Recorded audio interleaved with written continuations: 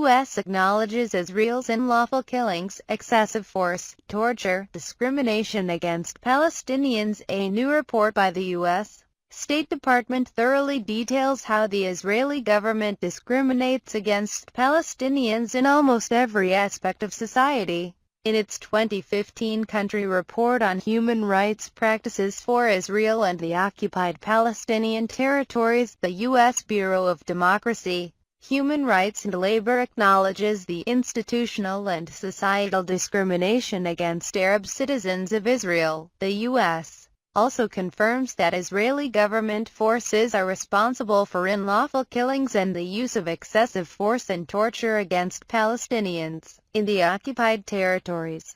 The State Department acknowledges Israel's abuse of Palestinian detainees, including children, particularly during arrest and interrogation, austere and overcrowded detention facilities, improper security detention procedures, demolition and confiscation of Palestinian property, limitations on freedom of expression, assembly and association, and severe restrictions on Palestinians' internal and external freedom of movement. The report documents Israel's violent repression of Palestinian journalists and peaceful activists. It also addresses the hundreds of attacks on Palestinian civilians each year by extremist Israeli settlers, who are guaranteed almost complete impunity. The 124-page report is divided into multiple parts, distinguishing Palestinian citizens of Israel from Palestinians living under illegal military control in the occupied territories. It also separately documents violations of human rights by Hamas, the Palestinian Authority and Israel. Yet, while U.S. government officials and media outlets frequently publicly speak about crimes committed by Hamas and the Palestinian Authority, rarely are the Israeli government's own crimes so openly acknowledged.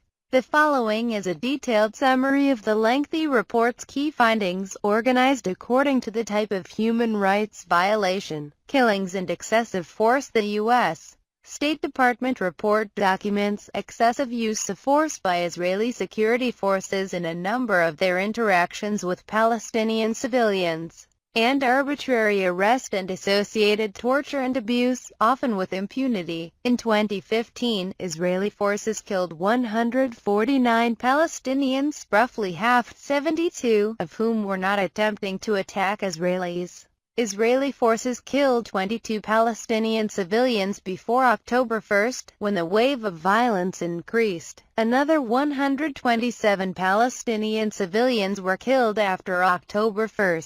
Some of those killed or injured were children. The report cites an example in March 2015, in which an 11-year-old Palestinian boy was shot in the stomach during a weekly protest.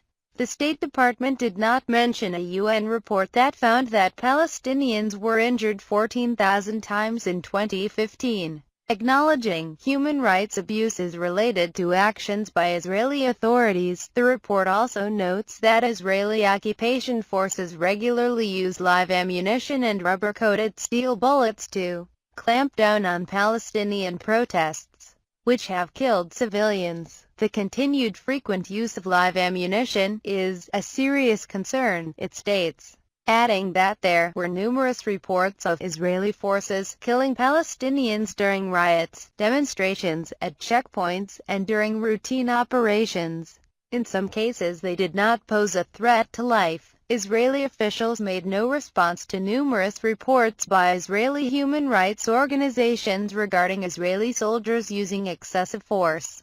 The State Department confirms. The report furthermore documents Israel's disproportionate force and indiscriminate fire in its summer 2014 war in Gaza, resulting in unnecessary and excessive civilian casualties, citing human rights reports. The State Department recognizes the Israeli military's heavy and unpredictable bombardments of civilian neighborhoods in a manner that failed to discriminate between legitimate targets and protected populations and caused widespread destruction of homes and civilian property. The Israel Defense Forces, or IDF, often attacked medical teams and facilities and denied medical evacuations. The report notes, children paid a large toll in the war. 535 Palestinian children were killed by Israeli attacks in Gaza, nearly 68% of whom were 12 years old or younger, the report notes. It also cites human rights organizations that found overwhelming and repeated evidence that Israeli forces committed grave violations against children amounting to war crimes, including direct targeting of children by Israeli drone-fired missiles and attacks on schools, institutional discrimination. Arab citizens, many of whom self-identify as Palestinian, faced institutional and societal discrimination in Israel, the U.S. State Department acknowledges. Israeli security forces and citizens racially profile Arab citizens and carry out revenge attacks against Arabs, the report notes. Numerous examples are cited, such as an October incident in which 4 Arabs in the Israeli town of Dimona were stabbed by an Israeli man who told police he did it because all Arabs are terrorists. These attacks affect Arab citizens of all religions, not just Muslims. Citizens of the Druze religion, for example, have been attacked by Israelis for speaking Arabic. Approximately 12.5% of Israeli land is owned by the NGO the Jewish National Fund, or JNF, which bans sale or lease of land to non-Jews. The NGO the Israel Land Fund, which calls it a danger for non-Jews to own land in Israel, buys Arab land and then sells it to Jewish immigrants. More than 150,000 children in the country lack citizenship and thus full legal rights, not including children of refugees and migrants, the report notes. Among these are children of mixed marriages, especially those between Arab citizens of Israel and Palestinian residents of the occupied territories. The report also details instances of Israeli businesses such as the Cafe chain of coffee shops which have refused to employ Arabs. A 2014 survey cited found 42% of Israeli employers would prefer not to hire Arab men and 46% of respondents said they would prefer not to work with Arab men. Arab citizens of Israel who work at municipal school systems as maintenance, janitorial and construction workers have also been told to be absent from school premises when students were present, citing pressure from parents. The report further details how Arab communities face economic discrimination, particularly Bedouin Arabs, and discrimination in education. Palestinians working in Israeli settlements, for instance, get paid less than the Israeli minimum wage. Palestinians are not the only group that faces discrimination in Israel. However, the U.S. indicates that there is also institutional discrimination against intermarried families, refugees, foreign workers and non-Orthodox Jews in Israel.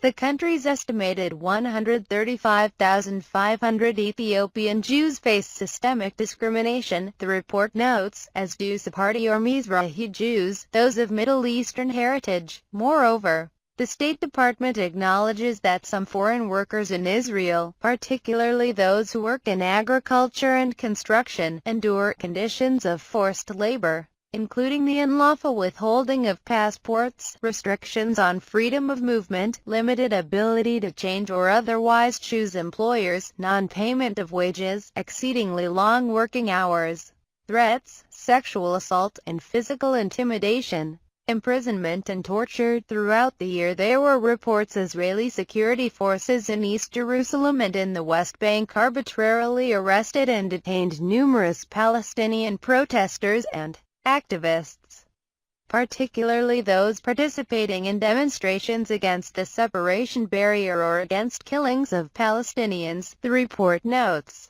Palestinians can be arbitrarily arrested without charge or trial and do not have access to a lawyer until after interrogation, a process that could last weeks. They are denied visits by family, medical professionals and more. Some Palestinians are arrested in IDF raids of Palestinian homes, which typically take place at night. There are roughly 7,000 Palestinians in Israeli prisons, roughly 6,000 of whom are Palestinian security prisoners or detainees from the occupied territories, including more than 400 children. These prisoners often faced harsher conditions than those of the general Israeli prison population, the report says. The physical interrogation methods permitted by Israeli law and used by Israeli security personnel could amount to torture, the State Department acknowledges.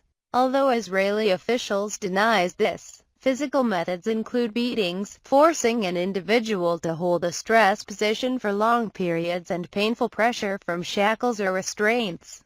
Forms of psychological abuse exist too, including solitary confinement, sleep deprivation, and threats to family members and their homes. Authorities also use poor conditions and inadequate access to medical care as an interrogation or intimidation method, the report notes. The State Department acknowledges that Israeli authorities use these tactics on Palestinian minors as well. Detained Palestinian minors face extreme violence, including sexual assault. Citing a UN Children's Fund report, the U.S. acknowledges mistreatment of Palestinian children in the Israeli military detention system appears to be widespread, systematic, and institutionalized. Israeli authorities use confessions that Palestinian children were forced to sign in Hebrew, which most of them are unable to read, as evidence against them in military courts. The State Department also acknowledges Israel tries Palestinians accused of throwing rocks in military courts, which NGOs say are inadequate and unfair. Israeli courts also use secret evidence in cases against Palestinians. In some cases, Palestinians go on hunger strike for months at a time in protest of their arbitrary detention without charge or trial, causing permanent brain damage. The State Department also mentions Israel's anti-infiltrator laws, which impose long-term detention on refugees and migrants, primarily those of African descent, who enter the country illegally. It acknowledges that the Israeli government provides protection and assistance to some refugees, asylum seekers, and other persons of concern, including victims of trafficking, but not to others.